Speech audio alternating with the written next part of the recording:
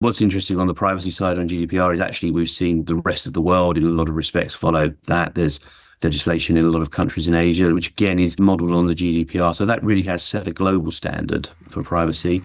You're listening to the Global Workforce Podcast with me, George Britton. Each week, we interview an industry expert to dive deeper into the world of managing a global workforce and discuss the big strategic challenges that you're going to encounter along the way. This episode is brought to you by Omnipresent, the global employment platform that allows you to employ anyone, anywhere without having to set up an entity. Designed, built, and supported by global employment experts, Omnipresent takes care of your international employees and contractors, so you don't have to worry about payroll, HR, or compliance issues, making it easier, faster, and safer to expand internationally. My guest today is David Bates. David co-heads Taylor Wessing's business office in Silicon Valley.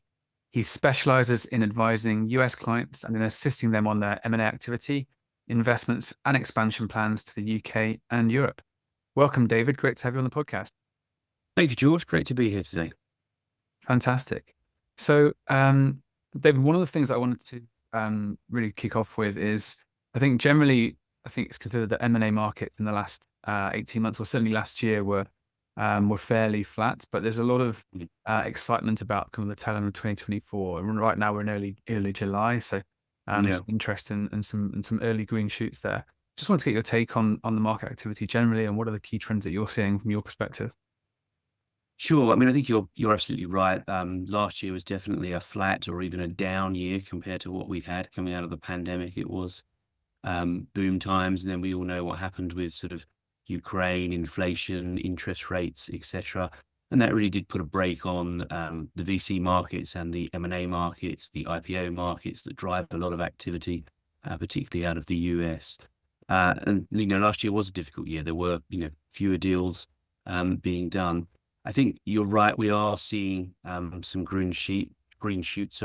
If you look at PitchBook data, for example, the first half of the year, which has just finished, first half of 2024, there was a recovery. Volumes were, up, not dramatically, but definitely up and moving back in the right direction. Numbers sort of, if you go back to 2022, just its last C equivalent numbers. That was, I think, in large part driven, according to the data, by a lot of mega deals. The big sort of consolidation in the tech industry in particular, as companies come out of, starting to see inflation going in the right way. There's interest rate cut predictions, sort of certainly priced into the market. So what we now need to see is that momentum sustained for the second half of the year, and the sort of upper mid-market, which drives a lot of activity in terms of volume, pick up and mirror what's happened in the mega deals. And if the IPO markets continue to sort of regain traction, that will drive activity as well. So I think reasons for cautious optimism is probably the best way to describe it. Yeah, it makes a lot of sense. In the UK, they announced today the inflation figures was staying at 2%, so that's certainly positive compared to where we've been. So fingers crossed that the green shoots can help us turn the corner. Now, obviously, you specialize in helping US companies and their expansion into Europe, be that through different means. I'm curious to get your take on what the most common questions or most common kind of topics that come up in your line of work, and what US companies are really thinking about when they're doing that. Well, I think it depends a lot on the experience of the US company. If they've been operating in Europe for some time and have their own operations or have acquired operations in Europe, then they'll have a pretty good knowledge. And to them, it's just another transaction. We're very fortunate to have a lot of clients who are serial acquirers. They know the playbook, and they know what they're doing. If you are in Europe for the first time, that's when I think more questions arise. And that's because it's different. It's not that Europe is better or worse or wrong, and it's just a different market. There are different legal systems. There are different commercial systems. And even within that, there's no one such thing as Europe for these purposes. How deals are done in the UK is different to how deals might be done in Greece, which is how different to how deals might be done in Spain, or France. So part of the sort of the skill that we try to bring to clients is to help them understand those differences and navigate them and work with them to understand what are the key things they need to be concerned about and how to manage that process. We get a lot of questions, and we'll come on to this more, I think, later on around, the difference in employment laws. That's one of the big ones that we see, just because it is so different across Europe to the US. And I think we'll touch on that in more detail, but that's the sort of the high level where I think the differences are. Yeah, it makes a lot of sense. I think employment law is one topic that we'll come on to, but it's interesting how, obviously, because there's the European Monetary Union, right? There's loads of countries that are using the same currency, but have a central bank and also completely different tax regimes, country by country. So, incredible amount of complexity that goes on there. In terms of, and I think the other thing about, just to touch a bit about employment law is, I just wanted to get your take on like the key things that you would be talking about on the employment law front with your clients. What are the key things that you need to bring them up to speed on normally? Yeah, sure. So I think the key difference is the US has employment at will, which is, there are pluses and minuses to that. The proponents would say it makes the US economy very dynamic. It allows both companies and employees to move on very quickly. We quite clearly don't have that across Europe. Europe is, generally speaking, much more employee friendly than the US. Now, there's a spectrum there within Europe. The UK, if you've been employed, at least under the current law, that may change with the new government, for less than 2 years, it's pretty close to employment at will. Germany, if you have fewer than 10 employees, it's also, again, pretty close to employment at will. And then, there are some of the more southern European countries where employee protection is at its sort of high watermark, where it can take a considerable amount of time, money from an employee. Employees have a lot of protection around their sort of continued employment. And that is, I think, the biggest challenge that we see with US clients getting their head around. They're used to a more dynamic environment of people moving, both because the employee wants to move or because the employer wants them to move, than you often see in Europe. And that is that's probably number one. The cost also can be a lot higher in Europe in terms of the social charges. The European equivalent of national insurance in the UK in a lot of European countries is a lot higher than in the US. And that sort of financial level can come as a shock to employers as well. Yeah, absolutely. I think that's a really interesting one. And I think two of the common things that we often see are firstly, that, as you mentioned, that employment at will, especially when you get over certain thresholds, all of a sudden you've got a default 3-month termination period. Like that's when they catches people off guard from the States. But then the other thing is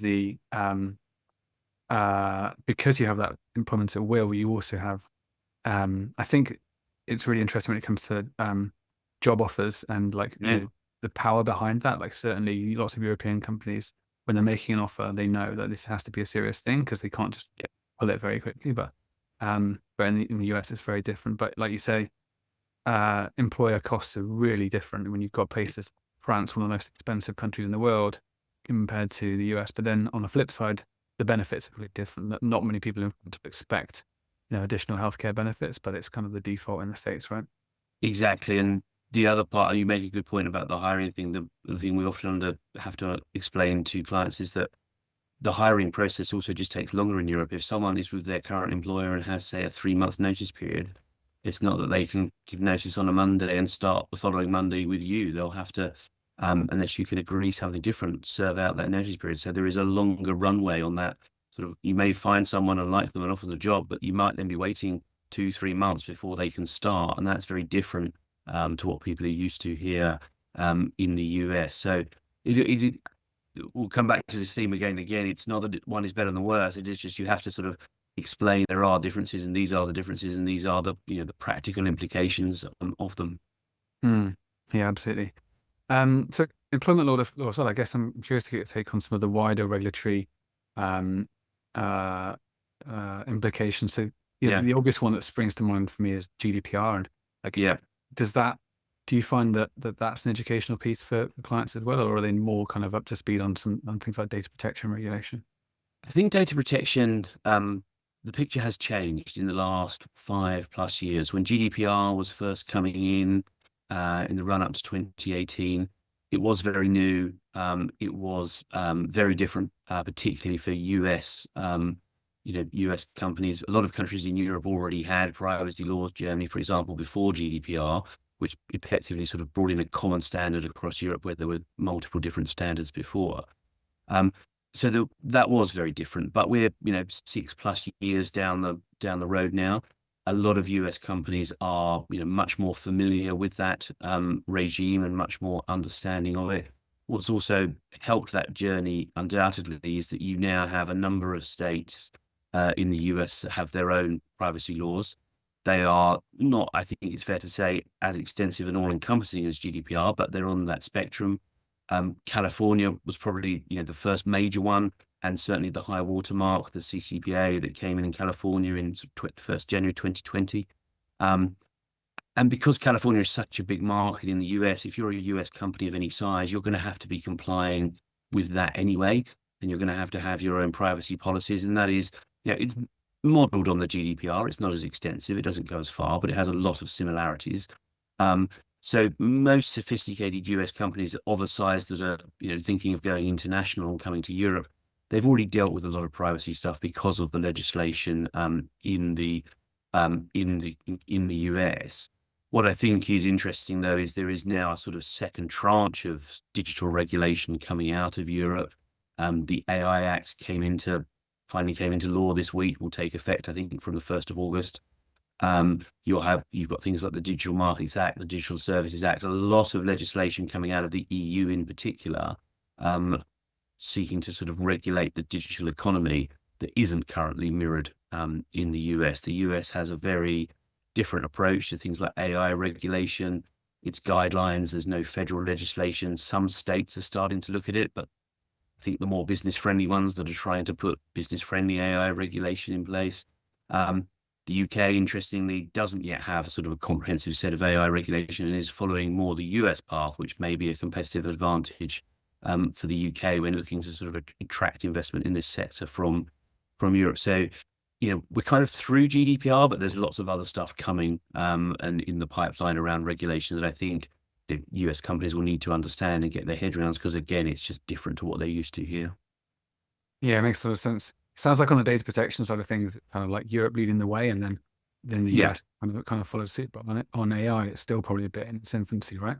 I think that's exactly right. And what's interesting on the privacy side on GDPR is actually we've seen the rest of the world in a lot of respects follow that. There's legislation in a lot of countries in Asia, which again is modeled on, it's not as extensive, but it's modeled on the GDPR. So that really has set a global standard for privacy.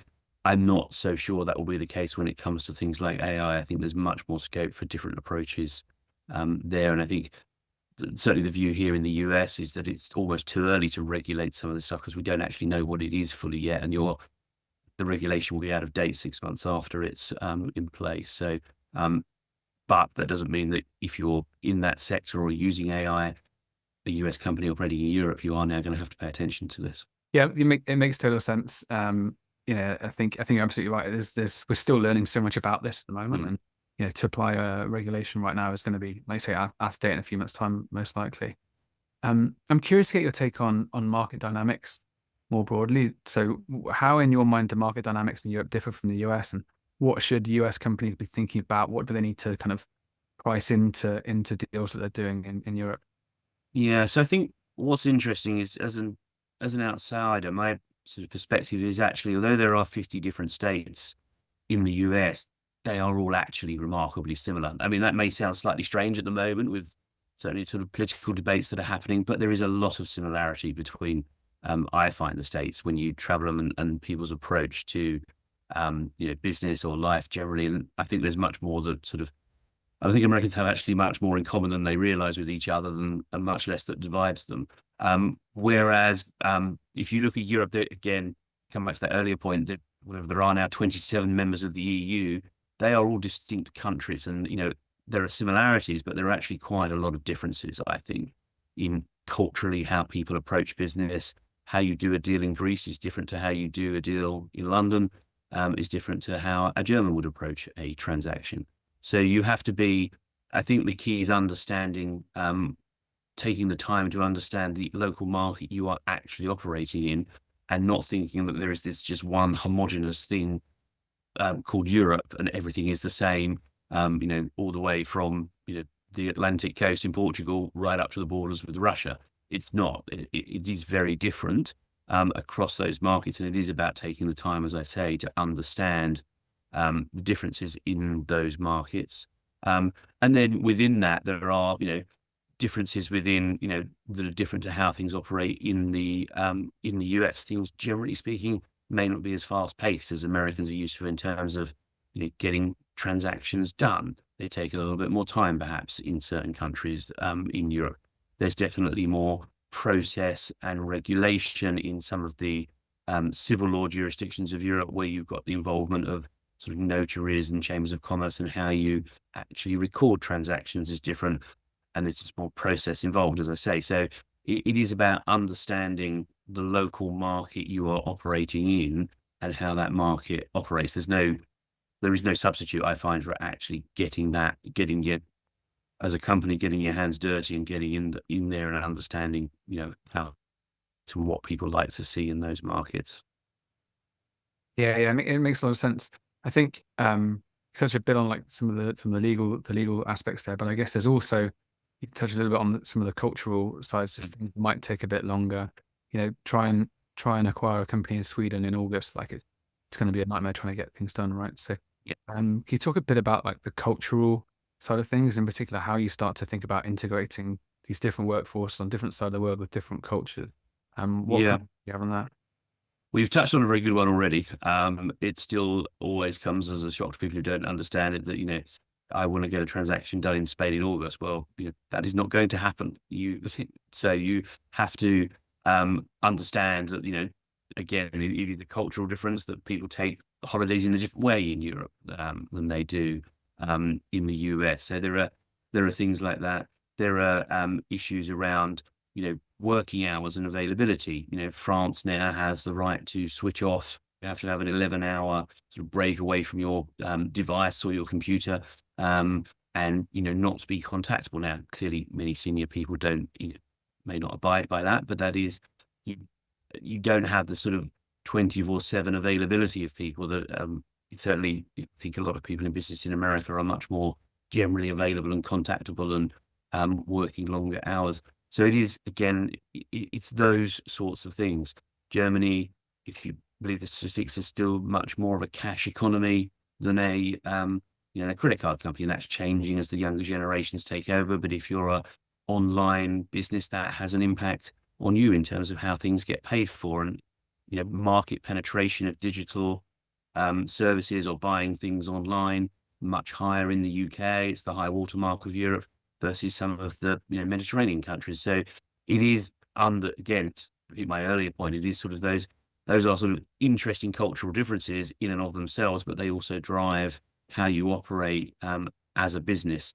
There are things, the way you advertise products is different. In the US, you'll see adverts, this is the best burger in the world. You can't say that in Europe. There are regulations that say if you're going to make a statement like that, you have to have sort of empirical evidence or independent evidence that backs that up.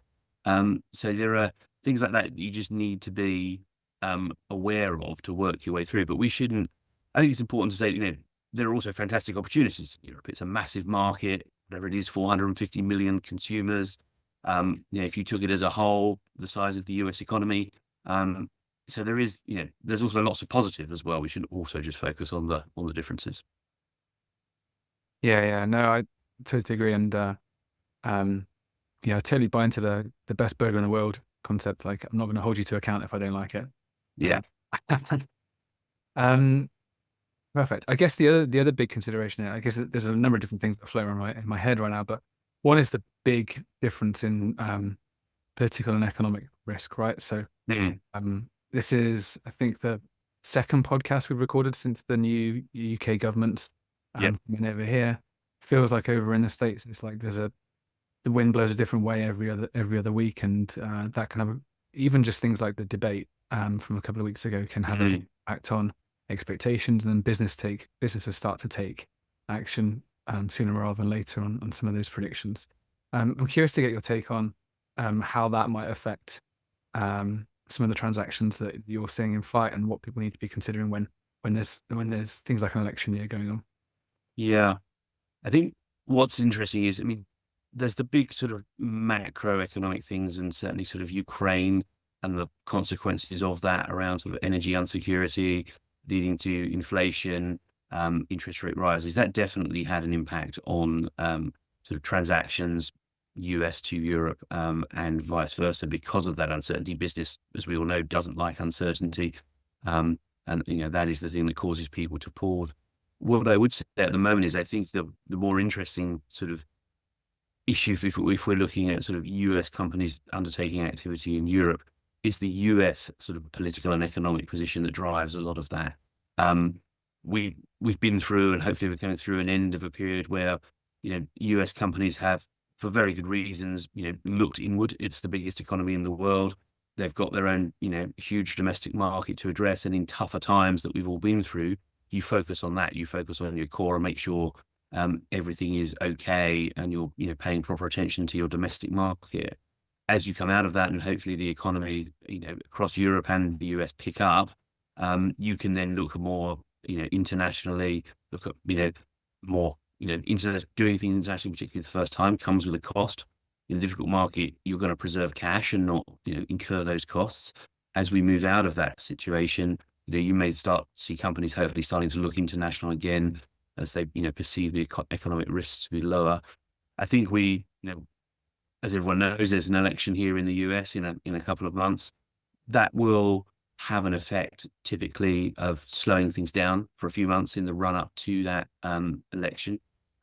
It's driven by the public market, which will be quieter during that period, and then that trickles down to other sectors or other sort of types of work in the economy. And then we'll see what happens with that election. I think the big unknown will be, if Donald Trump wins, his trade policy. It looks pretty protectionist from what he sort of announced yesterday: 60% tariffs on China, 10% tariffs on all goods coming into the US. That will, it's just maths, that will put prices up for consumers. So does that cause a slowdown here in the US? And does it make it harder for US companies to do business internationally, both from a sort of, a pure economic standpoint, and also from a mood music point? Is there much more of the America First agenda, and people need to be seen to be spending their money and time here rather than on international stuff? Now, these big companies, they have to be international because they can't, the market in the US, just even as big as it is, isn't big enough for them alone. Apple is not only going to sell iPhones in the US, but those are, one end of the spectrum, and they drive a lot of work, but they don't drive everything. So we'll have to see what impact those economic policies happen if there is a change of regime here in the US. Yeah, it's super interesting to see how all of these things affect different companies, different industries. So I was talking to a green tech company the other day, literally changed their strategy off the back of the debate and the performance from a couple of weeks ago. I can understand that, because Biden has pushed the green agenda. There's been a lot of money for green tech through the various sort of bits of legislation that he was able to get passed. That will undoubtedly all change, particularly if the Republicans have control of all parts of government and can pass whatever legislation they want. So I can completely understand that. I think we're all in slightly a wait and see mode until the results in November, and then people will adjust accordingly. Yeah, absolutely. I mean, I haven't even touched on the French situation, or there was the King's speech today actually in the UK. I won't test you on that just yet, because I think everyone's keen to see what actually Labour are going to Right. delivering. But yeah, some interesting things ahead. Yeah, I mean, my perspective from here is that actually in the UK and for a lot of places, the gap between the parties isn't as big as they make out. And the changes, I don't think the changes in the UK particularly will be that dramatic in that sort of macroeconomic sphere. I don't think there's the economic scope to do that, and I also don't think there's the sort of political, conceptual difference between the parties on a lot of stuff. That's slightly different here in the US at the moment. Both parties are, I think, further apart than they have been for some time. So I don't necessarily, I haven't seen it, but whether that would make a lot of difference to US companies making investment decisions for the UK, for instance. Yeah, understood. And I understand, in fact, that certainly the mood music is that the Labour Party wants to attract a lot more inward investment. So hopefully they're doing things that make that easier. Yeah, fingers crossed. Let's get back into the nitty-gritty for a second. So I'm curious to get your perspective on BD considerations. And so what are the things that often might come up at the last minute or kind of in later stage deals that the US companies might not have already factored in when they're acquiring in Europe, for example? I think in terms of sort of, if I look at DD as a whole, the things you would be diligencing in a purely US transaction are the same things that you would be diligencing in a US to, let's say, UK, France, German transaction. But the answers and what you're looking for is different. So the sort of the topics and the subjects are the same, but the information that you need to get into and the detail of that is different.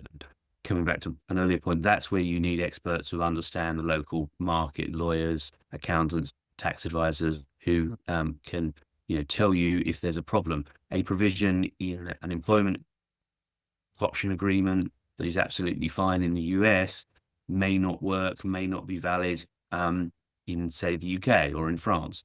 And so it's understanding that level of detail of knowing what it is to look for in these same topic areas that you would be looking at in the US.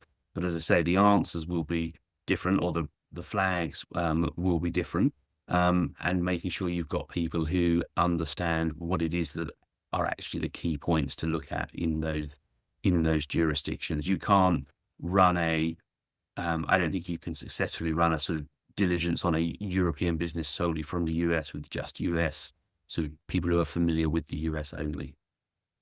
Yeah, I completely agree. And just to bring it back to one of the earlier points, if you can imagine if you're doing a transaction in the US, make the acquisition, you've got termination at will. So actually you can make very easy decisions about what you're going to do with the workforce. Whereas in Europe, you might be inheriting a number of employees, a lot of employees with long severance packages, all the rest of that. So yeah, that's absolutely right. We see that a lot. If you're doing what we call a carve-out transaction, where you're buying a business rather than a company, in the US, you sort of everyone gets offered a new role, or everyone doesn't, or some do and some don't. Whereas in the UK and Europe, people's employment transfers automatically with that. You have no choice but to take them. That's very different than what you have in the US, and you have to help people in the US understand that, because they're used to being able to, what they call offer and acceptance. We'll choose the ones we want and make them an offer, and then we'll see if they accept. You can't do that in Europe. You get everybody when you buy a business, if you're buying a business rather than a company. So there are things like that are points of detail that you have to make sure that people understand, because there is, again, it's not right or wrong, it's just different. Yeah, makes total sense.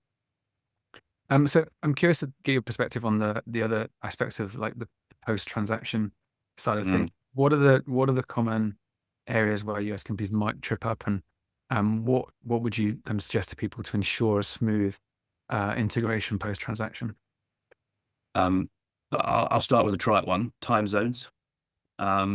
We've certainly seen people who failed to realize that it is a different time zone, and set meetings at times that just don't work for colleagues in Europe, or understand that there is a different, just because it's 3 p.m. in New York and people are happy to meet doesn't mean they're happy to meet at 3 p.m. in New York in Europe. It's amazing how many times we see that crop up.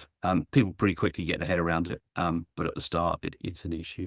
I think it is about getting more seriously. It's about sort of culturally getting your arms around people, making them feel part of the team. There are various ways to do that. There's no one right answer, but certainly, ones that I've seen people do it best is they invest time, and particularly sort of senior management time. So, and that's not just Zoom calls. There is, I think, no substitute for some in-person stuff. So we see people who do this successfully are bringing the appropriate sort of level of, relatively senior executives over for periods, to spend time with the teams they have acquired, so that they can both get to know them, and also to give them the opportunity to get to know the company that they're now part of, and the leadership team they might be part of, or their leaders from the US. I think you have to invest to do it successfully. I think you have to invest the time and money to do that. And the clients we work for that are most successful at this, we see them do that regularly and consistently, and they have plans and action plans that are essentially a playbook for how to do that. And I think that works very well. And then to the earlier points, then it is about understanding, the market. How does the product fit in that market? Does the product need to be tweaked for that market compared to how you may sell it, distribute it, configure it, whatever it happens to be for the US? You're talking about fundamental changes, but we're talking about optimization, for a local market. Those tweaks, things like that. Yeah, there's loads you touched on there. I think your point about making sure there's a properly structured communications plan with on-site pieces, but also, I guess, touch on this a little bit, but you make this acquisition, you are bringing a workforce. That's things that you have to do. So making sure you have the right communications plan for them in local language. All of these things are aligned, right? And you execute them all at the right time, because there's undoubtedly going to be people, human capital, that's really, really important to the future state of the business that you want to make sure is on the new journey with you, right? Yeah, and I think language is we touched on a regular one there. Language, you probably would expect people at the more senior end to have a good level of English. But if you have a large workforce, some people may not have that. Different countries, Netherlands, everyone seems to speak great English. I'm not sure that's the same in every country across Europe. So sensitivity to language is also, I think, it's a very good point you raised there as well. Good stuff. A couple more things that were on my mind, David, here. So I think one of the really important topics we probably could spend a whole podcast just talking about in itself is about the corporate structure after acquisition. Obviously, there's big implications on many levels about where you want to retain legal entities, where you want to have foreign subsidiaries, all of that kind of thing. What do you typically see? Like, at what point in the transaction do people start to think about that, and what would your kind of suggestions be to clients?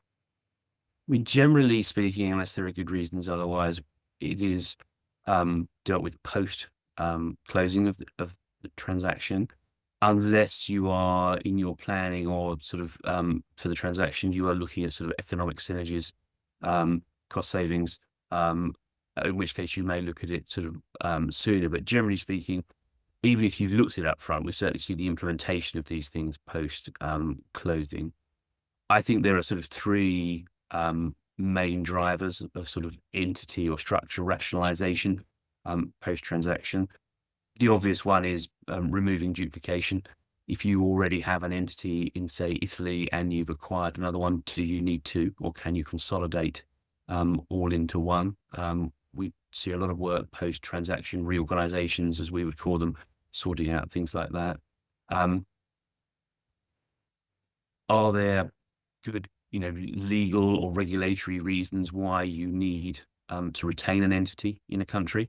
If you have a licensed product or a licensed service, be that a financial product that's licensed by a financial regulator, or say some sort of medical device or something like that, you will need a local entity in that country to hold that license or regulatory approval. So then remove that entity. So it's understanding, are there any of those reasons?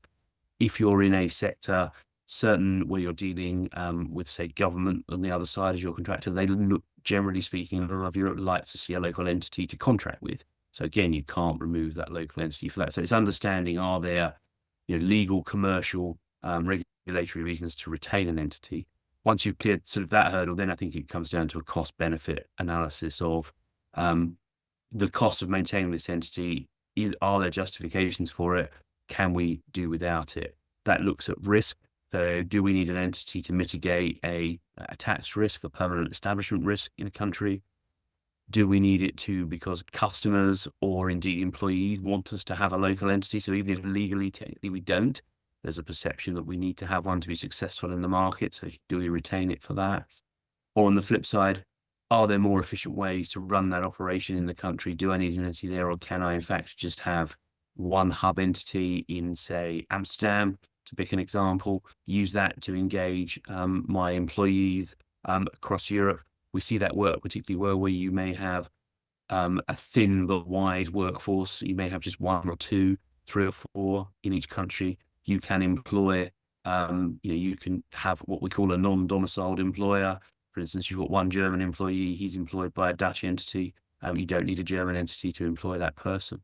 Or are there third parties you can leverage to take on that employment compliance piece for you, to leave you to sort of focus on running your business? What's the cost benefit analysis there? Does that actually make you more efficient, paying somebody else to take that work off your desk? So those are the sorts of sort of the decision tree as we see it typically. And that, I would say, if you've done that within the first 18 to 20 after closing a significant transaction, you're probably ahead of the curve. Yeah, that makes a lot of sense. I think it's quite an interesting one when you talk about maybe potentially bringing in third parties when these efficiencies are kind of explored, because sometimes we certainly do see this happen, and we get brought in sometimes when clients decide they're going to shut down an entity and there's a handful of employees in a certain country. But sometimes they can predict that earlier on in the cycle, and then we might be involved in some of the communications plans throughout the kind of the transaction, which is quite an interesting place to be. Yeah, and I think that makes a lot of sense. If the more you can communicate to employees ahead of the transaction as to this is what it's going to look like, the more, I think, the better, because they have more information, the more they think they're being, listened to and informed. What we also see, and I'm sure you see this as well, is you may have a company that has some, an acquirer that has some operations in Europe, but maybe acquiring employees in places where it doesn't, and it doesn't particularly want to set up a structure in certain parts of Europe because it doesn't have any need for that for a handful of employees. So again, they'll look to bring in a third party such as yourselves there to, to help with that. If you haven't already got an infrastructure, do you need one, or is there a lighter touch or a more efficient way of handling that in those countries where you are not in currently, but you are inheriting ones or twos or threes or fours of employees? Yeah, absolutely. So one more question before we wrap up. I'm curious to get your take on the major shifts that you see happening in the future.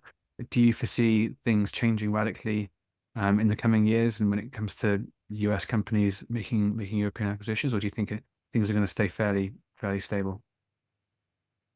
I think there may be some turbulence post-election, as I mentioned earlier, but I think that's relatively sort of short to medium term. I think in the longer term, I think things will stay stable, assuming the risk factors are, I think, to that what the future US government may do around trade policy, plus also I don't think this will be the case, but there's certainly a scenario where sort of Europe regulates itself to a point of uncompetitiveness through too much regulation.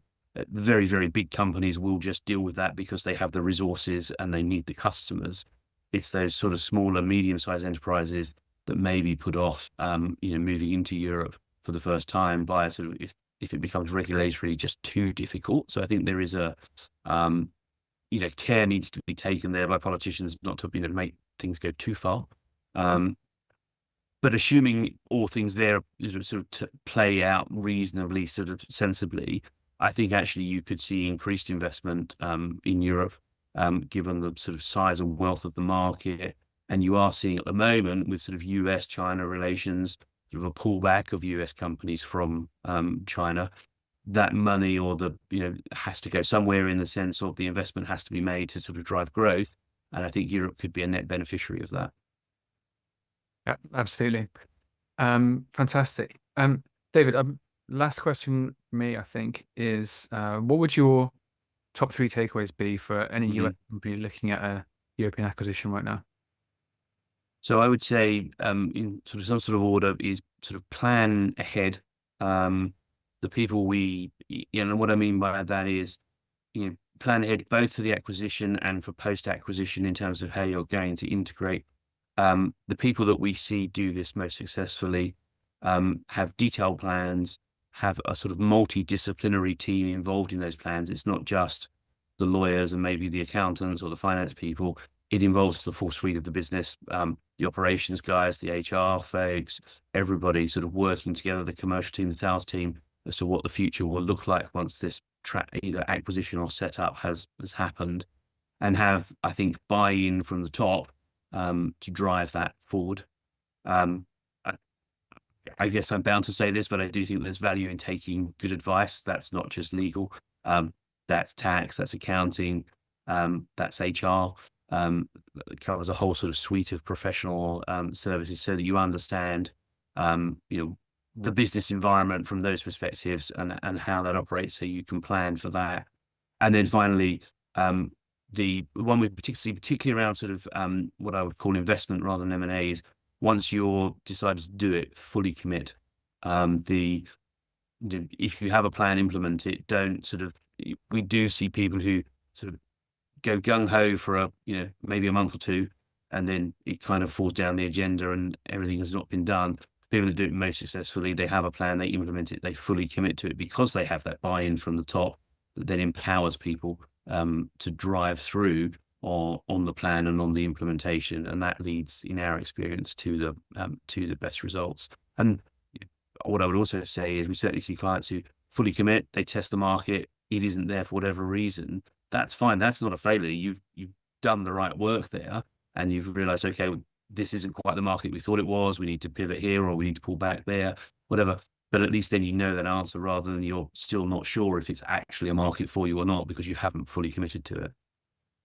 Yeah, absolutely. Makes total sense. Commit, get buy-in from the top. And I think, given kind of the breadth of the topics we've discussed today, make sure you've got the right experts on your side. Yeah. Yeah. Perfect. David, if people want to get in touch, what's the best way for them to reach out to you? So my details are on our website, taylorwessing.com. They'll find my email, phone, and everything else there.